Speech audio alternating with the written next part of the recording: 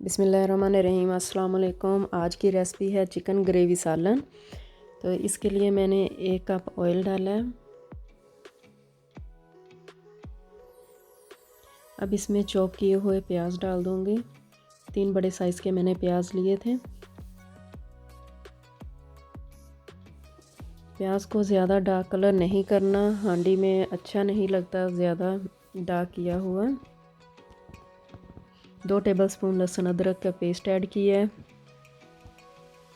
2 minute इसको पकाना है। अब इसके बाद 1 टेबलस्पून कुटी हुई सब्ज़ मिर्च डाली है।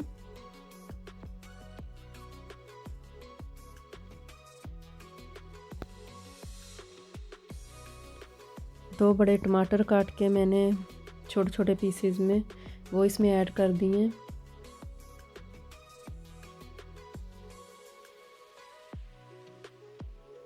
इनको गलाना है टमाटर।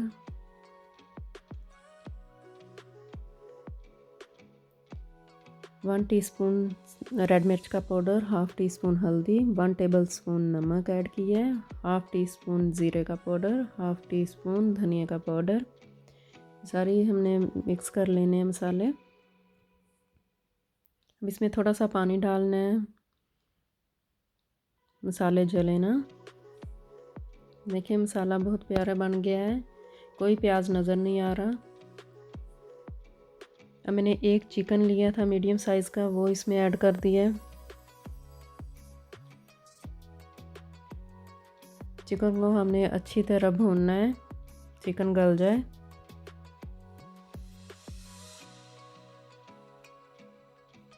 देखिए चिकन गल गया है, अच्छी तरह हमने भून लिया है, इसका कलर भी चेंज हो गया है।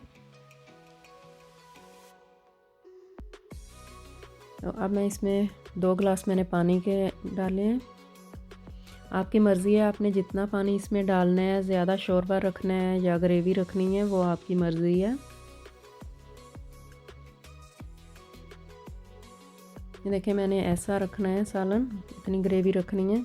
1 मैंने टेबलस्पून गरम मसाला ऐड किया है। गरम मसाला एंड पे डालते हैं। अब मैं सब्ज़ धनिया डालूँगी इसमें।